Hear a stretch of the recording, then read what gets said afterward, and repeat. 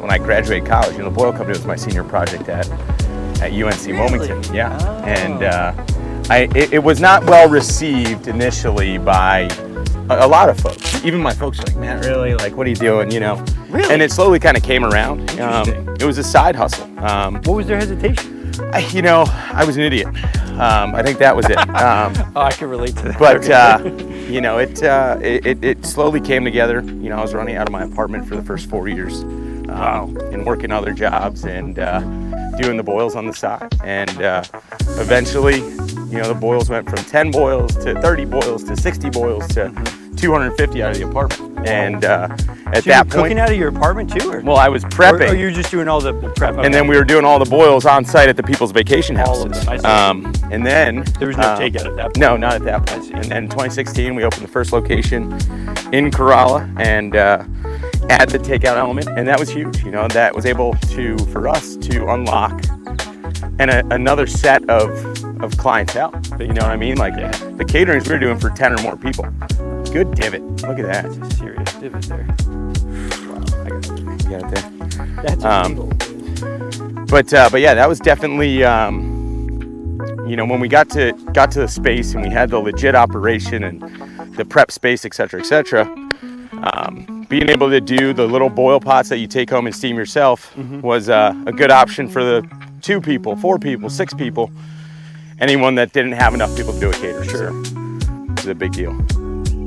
So you started this business as a school project. That's it was a pretty cool story. And look, I mean, part of the issue was, again, like me being the issue. I was a college senior. It was a project assigned to me at the beginning of the semester. It was basically build a business plan over the semester, turn it in. And I had been living in the Outer Banks every summer for the last 3 years. So I knew the Outer Banks. I knew kind of,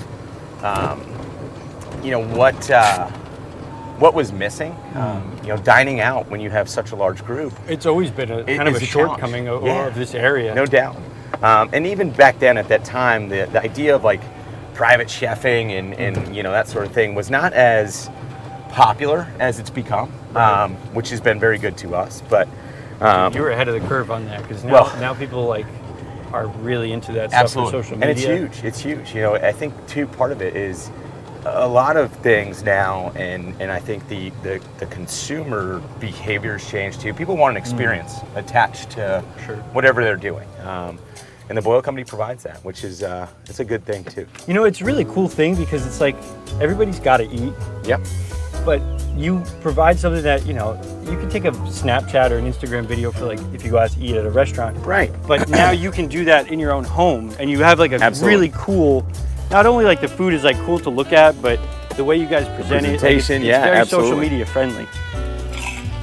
That's been very good to us. We've had a lot of success with that, and I could imagine. It's look, ultimately it's fun too, man. We're having a good time doing it. We're meeting good people.